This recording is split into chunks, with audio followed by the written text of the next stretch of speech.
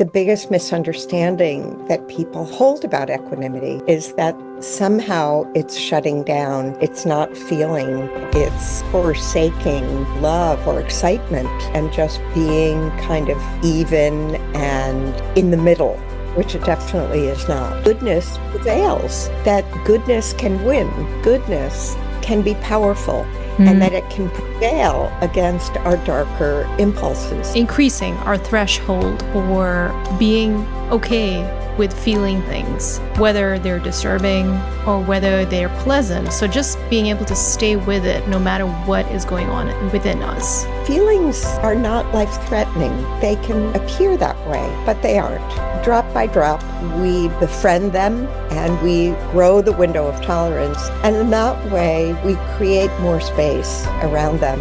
We're less threatened by them and we're less knocked off balance by them. Hello and welcome. I'm Seline Shenoy, and this is the Dreamcatcher Podcast, a space for thoughtful, unhurried conversations about how we live and what truly matters. I'm really glad you're here. So many of us want to feel steady in our lives, calm, clear, and grounded. Yet that steadiness often disappears the moment things feel uncertain, emotionally charged, or out of our control. We're taught to manage stress, fix ourselves, or push through, but rarely shown how to stay open and balanced while feeling everything. Today's guest is Margaret Cullen, a longtime mindfulness teacher, psychotherapist, and one of the early pioneers of bringing contemplative practices into mainstream settings. With decades of teaching, clinical work, and lived experience behind her, Margaret has spent her life exploring what it truly means to meet life with wisdom and care. In her book, Quiet Strength, she explores the power of equanimity, not as detachment or emotional numbing, but as a deeply human capacity to feel fully without being overwhelmed and to care deeply without losing our center. If you ever felt emotionally reactive, overstimulated, or torn between feeling too much and shutting down altogether, this conversation offers a grounded, compassionate way forward. Hi, Margaret. Welcome to the show. How are you doing today? Hi, Seline. I'm delighted to be here. Thank you for inviting me. Of course. It is so wonderful to have you with us.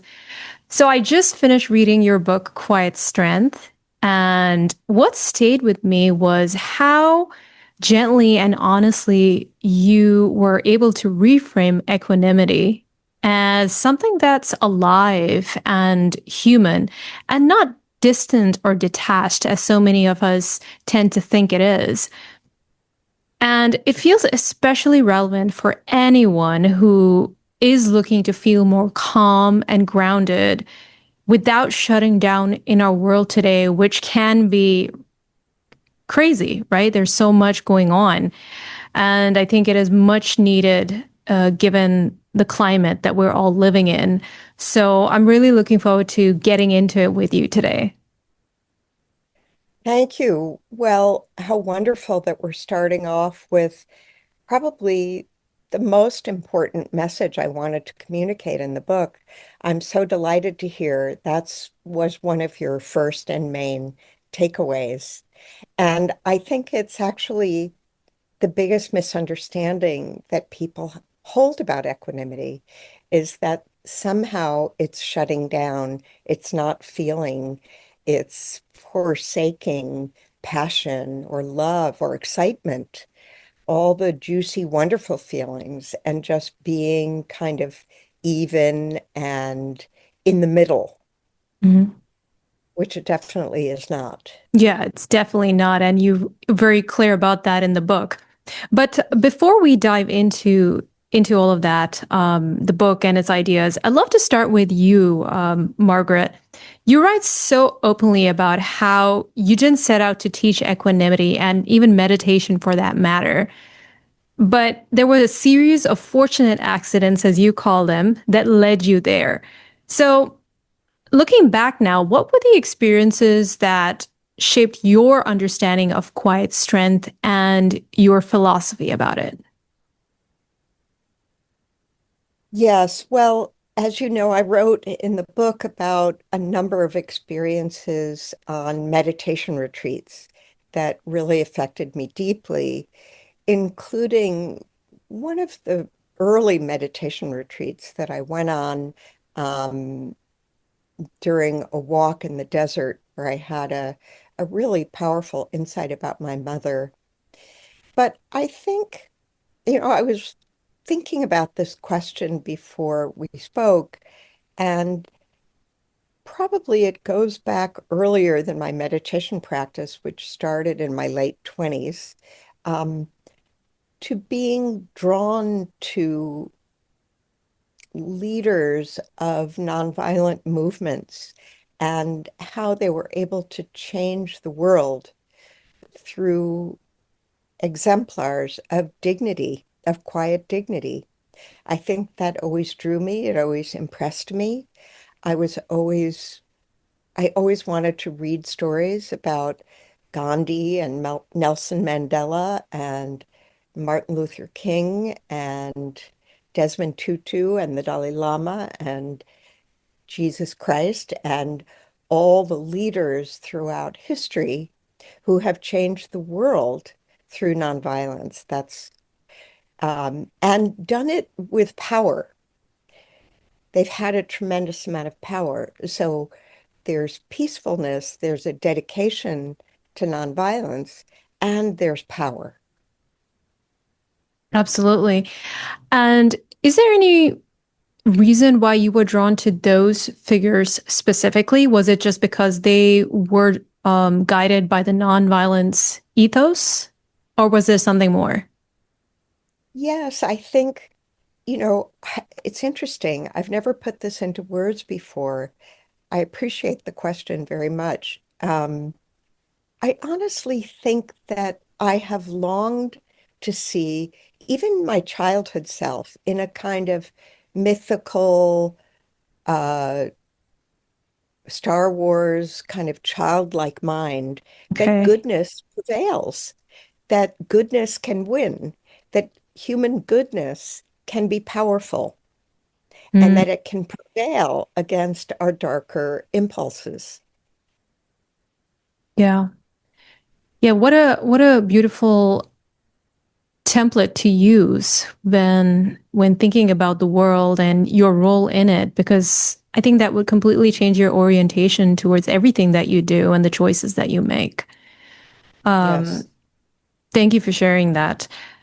So, one of the things I really appreciated in your book is how you were able to dismantle common misunderstandings right from the start. I mean, we already started doing that at the beginning of this conversation. And, as I mentioned, equanimity is often mistaken for emotional flatness, detachment, not caring really. But you describe it as being vulnerable without weakness and wise without detachment. I absolutely love that. So, how do you explain equanimity to someone who fears it as something that would make them be less alive, less engaged, and less passionate? Yes. So, first, I would say that if you are in any way dulling or buffering or suppressing your emotions, then it's not equanimity. So, that's the first thing, just to notice.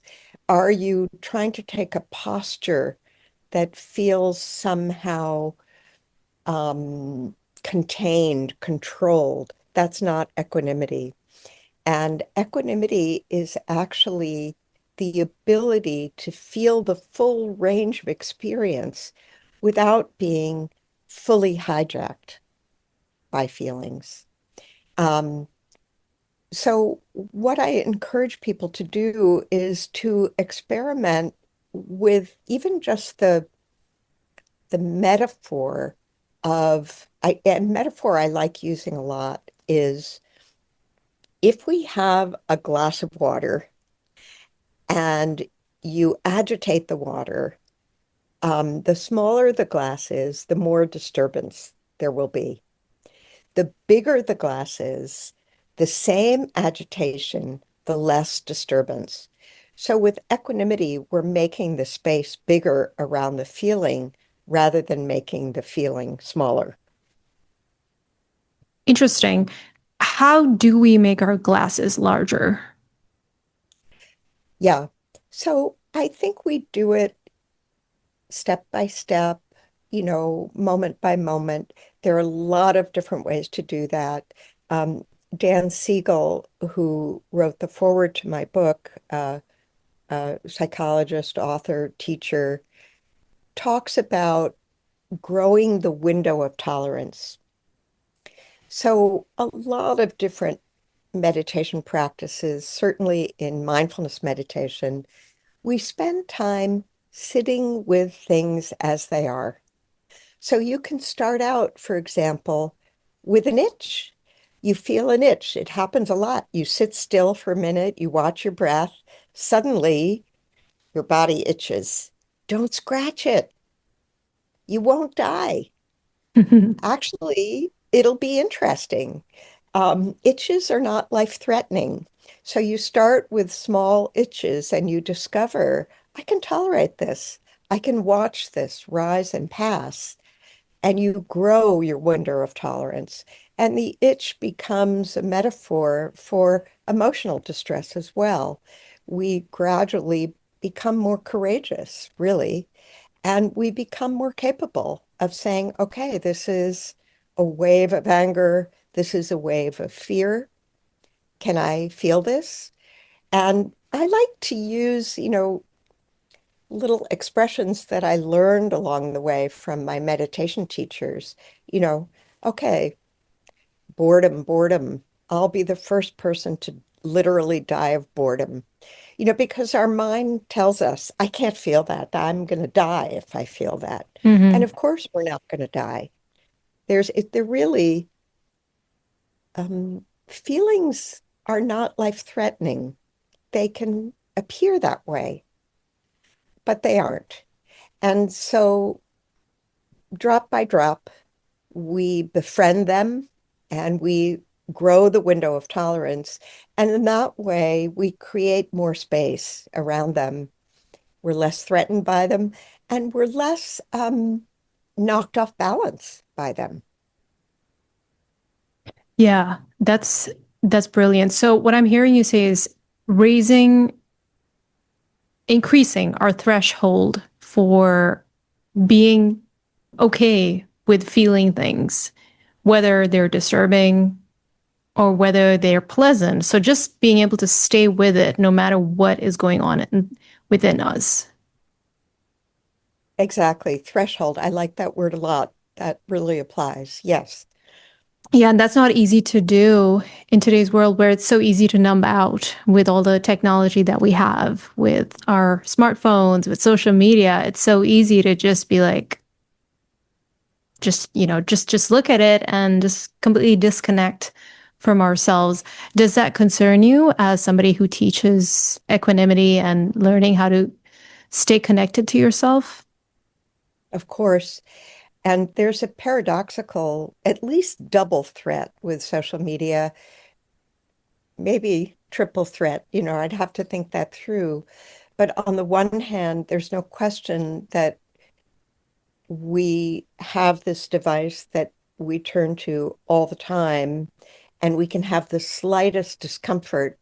It can be really below the threshold of awareness and just pick up the phone in order not to feel it. And in that way, really what we're doing is suppressing it and pushing it down. And generally, things we push down, they don't go away or they push back up more Yeah, strongly. yeah. But the other threat of social media, Hmm. and this is somewhat paradoxical, but I think everybody can recognize it, Yeah. is that we can use it to exaggerate our feelings. So, for example, if we're feeling upset about something in the news, we can start scrolling to kind of keep the feeling of outrage going. So that feeling of distress over some news story comes and goes, but we can use social media to keep the story going. So we're caught in a narrative of agitation, which is in some ways the opposite, but it's another threat of social media is the It can fuel way whatever it can fuel whatever um, exactly, passion or anger for that matter, whatever it is that you're feeling. And exactly. It it can get adds out of hand. a quote that I love from one of my teachers in the beginning of the book is that equanimity deepens the poignancy of our lives. So we Mm. feel deeply the tenderness, you mentioned vulnerability, but it drains our lives of melodrama. And social media puts the melodrama in big time. And that keeps us in hyper arousal and a kind of false arousal, in a sense. It keeps our emotions activated. That can be scary. That's why we need books like yours because I know you offer a lot of solutions in the book. In fact, you call them doorways, if I'm not mistaken. You offer different doorways into equanimity. So for someone who feels like they're going down this rabbit hole, whether it's because of social media or some really challenging situation in their life, if they're feeling emotionally reactive, they're feeling overstimulated or exhausted, um, what is one doorway that you would recommend that they start with? Well, certainly in the case of social media, and let's say the narrative of outrage, we want to break the spell. Mm-hmm. And there are so many ways to do that. It's like we're in a trance, Yeah, and I think we've it's true. all know what that feels like with the Mm-hmm. phone. And Yes, it can be a trance that's kind of dull. It can be a trance that's like very zombies. aroused, but it's a kind of trance. Yeah. So there are so many ways to break the trance. And first, just to recognize it helps to have language for it. I'm in a trance. I'm under a spell. I'm under a spell of outrage. I'm under a spell of desire, just desire for stuff or to look a certain way. I'm under a spell. So we recognize it. You want to break the spell. There are lots of ways to do that. Walk outside.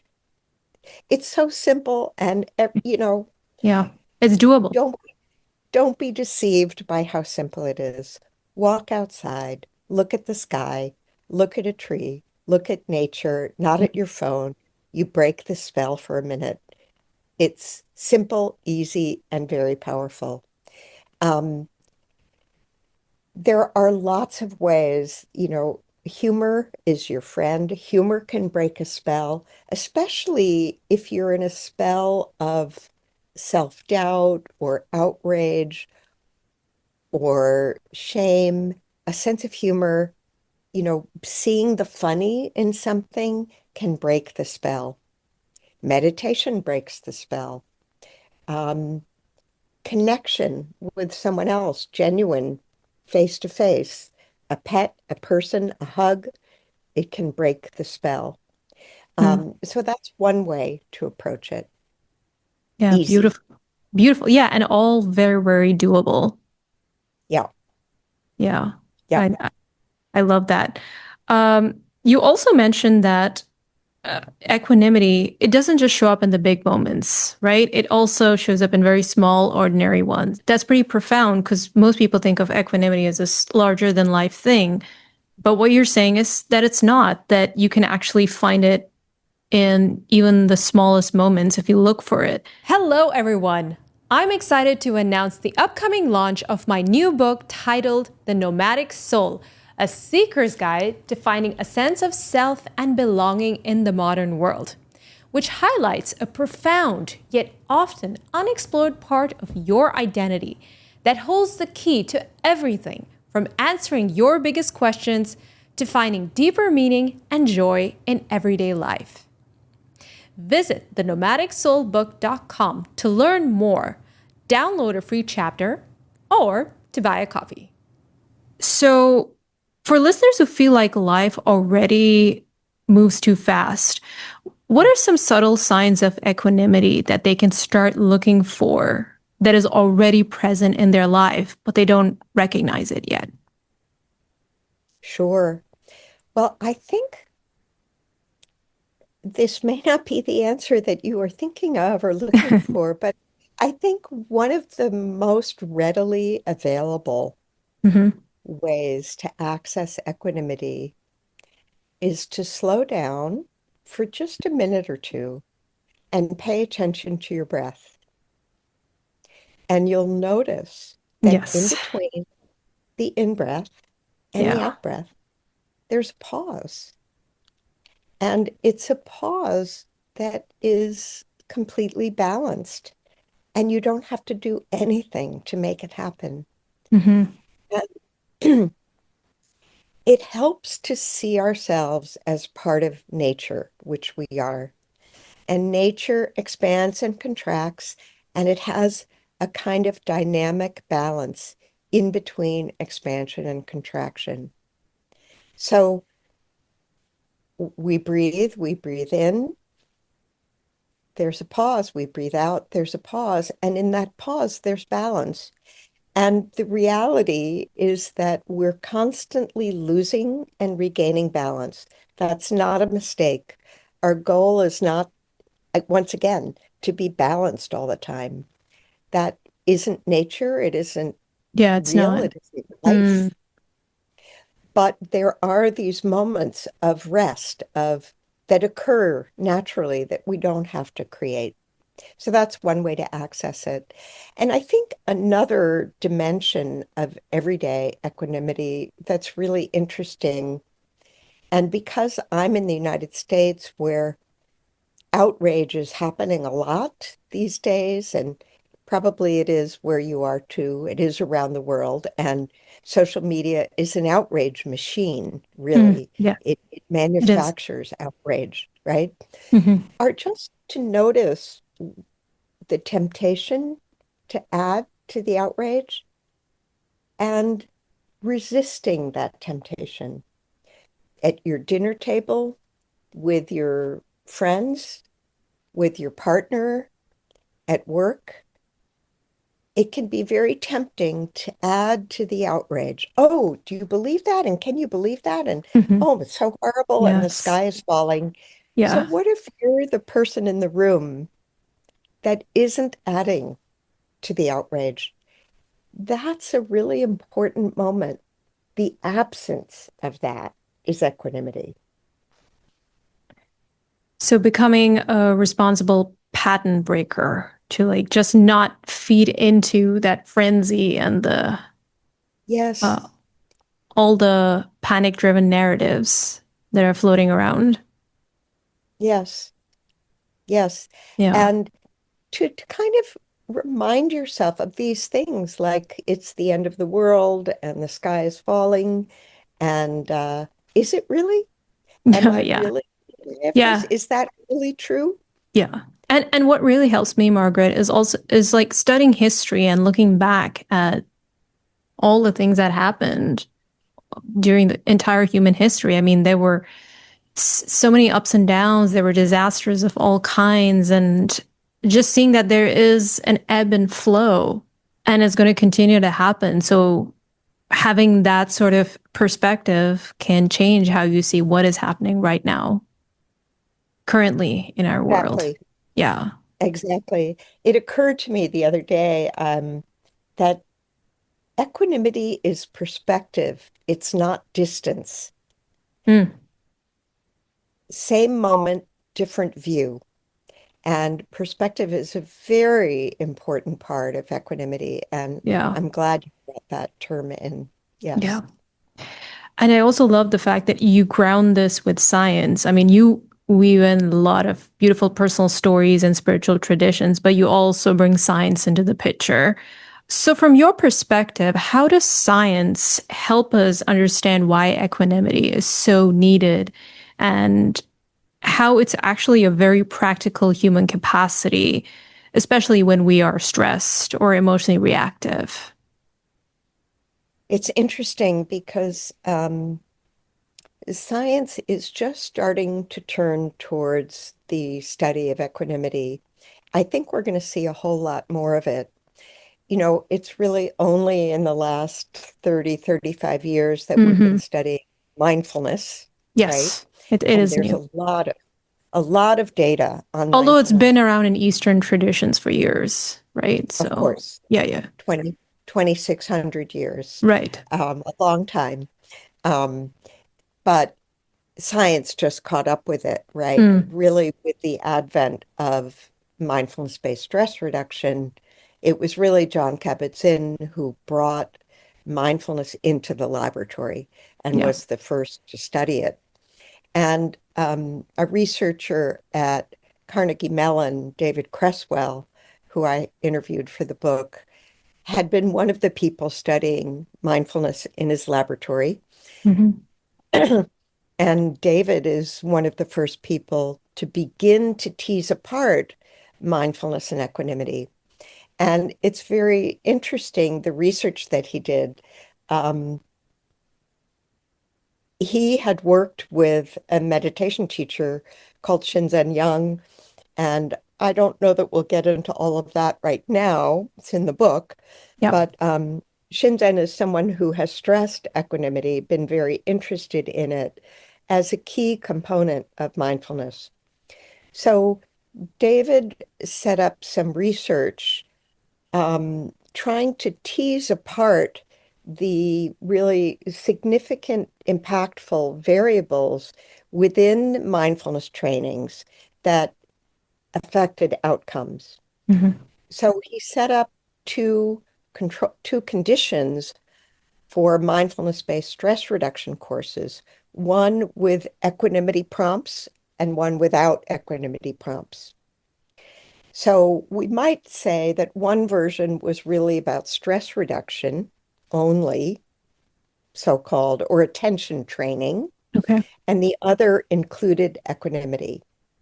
And he found that the condition that had the equanimity training actually had very different results. Biological, these weren't just self-report measures. There were biological measures around stress, reactivity. The equanimity seemed to buffer against stress more on a biological level. Loneliness, improved social interactions, so-called increased positive emotions, and general well-being. So that's one of the few studies that's really looking in a more granular way.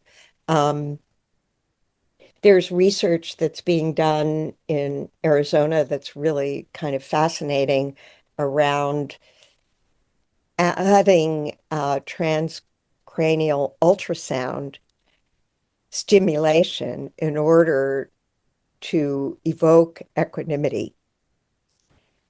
And they're finding that people who do this while they meditate have much better experiences than people who don't. And it's targeted on a part of the brain, the default network system where rumination Yeah.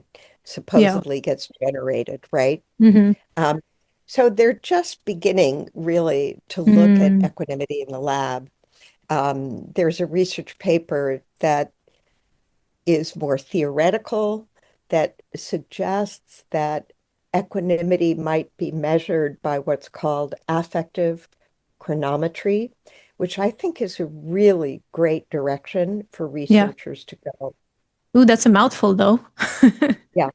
So it means, it's very Yes. simple. Yeah. All it means is how quickly do we recover from being aroused? Okay. That's it.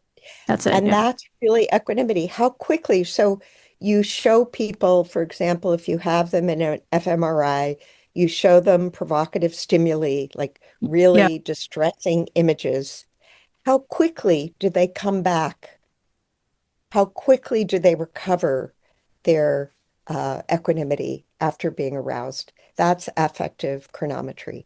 Okay. Thanks for explaining that. And I mean, those studies are very, very promising. And I hope it will help equanimity and learning the skill of equanimity become more mainstream because I'm just thinking the way our world is set up right now, it it it, it makes it even harder for us to be in that state because we can get so overstimulated and we're so busy. There's just so much to do, so much sensory input to take in. I Yes. mean, we're literally swimming upstream, and having this skill to be able to get centered and to be able to stay in that space of calm is just, it's vital, really. I agree completely. Yeah, I, yeah. I think it's kind of Show us the way, never Margaret. never been more important than now. Yes. Absolutely, absolutely. And one of the most moving aspects of your book, for me at least, is how personal it becomes and how openly you share some of the things, some of this that you went through. I mean, you write about it in the equanimity in the context of wounds and heartbreak. And I'd love to know, was there a single moment when equanimity felt out of reach for you, yet it ultimately changed your perspective on suffering and pain? Can you share some experiences that stand out? Yes. Yes. In fact, um, I'll share the most recent experience, which was during COVID. Mhm. I I hit a very, very low place during COVID. It was kind of a perfect storm Yeah. of losing work that was really important to me, having all of my exciting travel and involvement canceled like everybody else, Yeah. um, having this horrible fire season happen in the Bay Area in California where I live. Yes. So the I was there at sun that was time. Yes. you were here. Yeah, yeah, yeah, I was. It was so dystopic and It was. unreal Yeah. and frightening. And COVID was raging. Mm. We were isolated. We were looking at the death tolls. Um, Stores were closed. We couldn't interact. We couldn't go to the gym. We couldn't gather in. We had these strange groups that we could gather in. And we were looking, kind of constantly monitoring these state guidelines about what we couldn't do and where we could go. It was a very strange time. It The was. presidential elections were looming, and it was very stressful here in anticipation of that. And then I went through what I felt was a betrayal with a very important spiritual teacher, and I felt really crushed. I kind of felt like a dark night of the soul. Every place I had of comfort and meaning felt like it was quicksand. I was just in free fall. I was brokenhearted. I was scared. I was crying every day. And I had to give a talk on equanimity online to a very prestigious, esteemed group of people. And I felt like such an imposter. How Mm. can I talk about equanimity? I'm so heartbroken. And I thought, what do I do? Do I cancel this? I really want to do it. I debated and I debated and I sat with the question. And the answer came, you can be equanimous with heartbreak.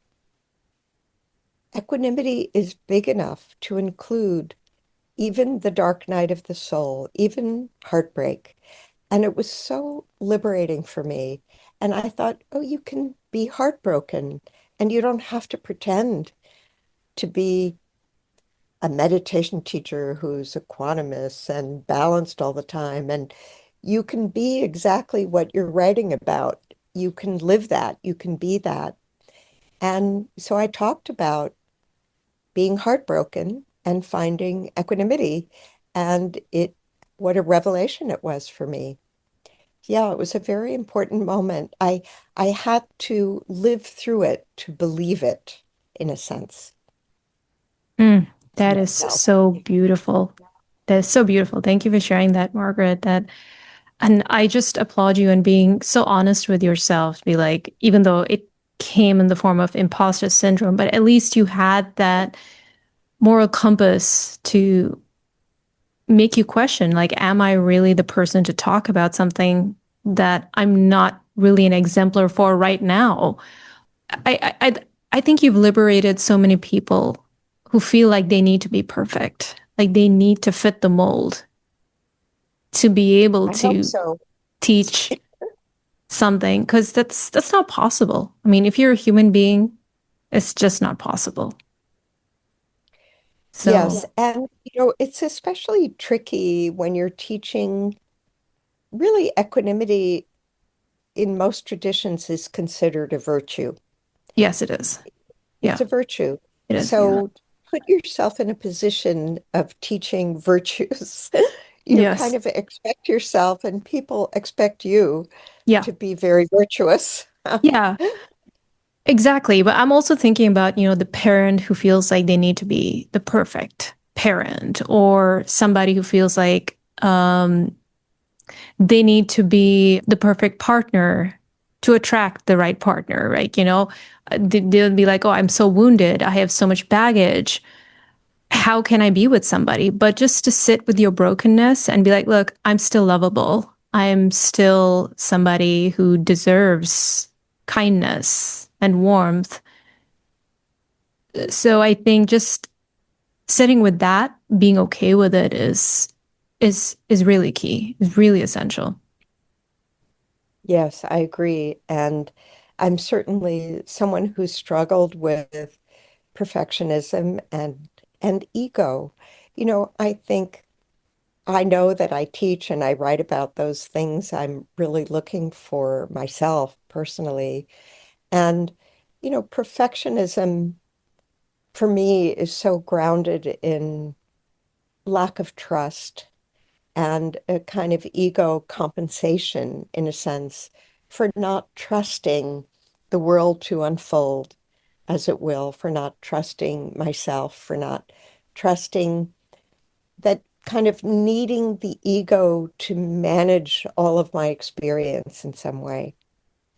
And it's part of the liberation of equanimity or mindfulness or any of these practices is really letting go of the ego's need to control it all and trusting, as you said, that in our imperfect, flawed humanness, it's okay and it's going to be okay and we're okay. Even more okay, I would say. Yeah. Yeah, absolutely. And I love that you bring in the ego into the picture, because that is something that can get in the way of reaching the state of equanimity. Um, Tell us how you were able to temper the ego. What was there anything specific that you did? Well, it's an ongoing process. Yes, But, of course.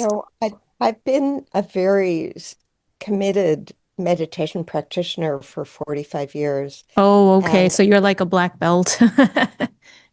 I've done a lot of long silent retreats. And when you sit in silence with your own mind, it's profoundly humbling. You eventually see everything. everything we turn away from. We were talking earlier about, no cell phones, no distractions, no talking, just sitting with the truth of who you are, of life, of the inside and the outside of reality, moment by moment. I think a part of most spiritual traditions, and as you know in the book, I interviewed a number of teachers from different traditions, and it's certainly true in Sufism as it is in Buddhism and in um, the mystical traditions of Christianity and Judaism. Much of the spiritual path is really a breaking down of the ego, Yeah. because the ego is really what stands between you and kind of spiritual awakening. We might say what's between you is the ego, Yeah. is the sense of separate self, is, in order to open to whatever spiritual, however you conceive of spirituality, to open to that requires some form of surrender, Yeah. surrender of ego and that sense of self, the, the we might say almost false self. Yes. That is certainly a common thread among all spiritual traditions that I've seen. And more recently, contemporary spirituality with Eckhart Tolle, he's someone who talks about it a lot. Yes. So, yeah. Yeah. Yes. And yes, people like, and the non-dual traditions, Eckhart Tolle and Adyashanti, and, Yes. so many people like that, for sure. Hmm. Yeah. All right. Margaret, if readers take away just one understanding or one shift from quiet strength and everything else that you teach, what do you most hope it is?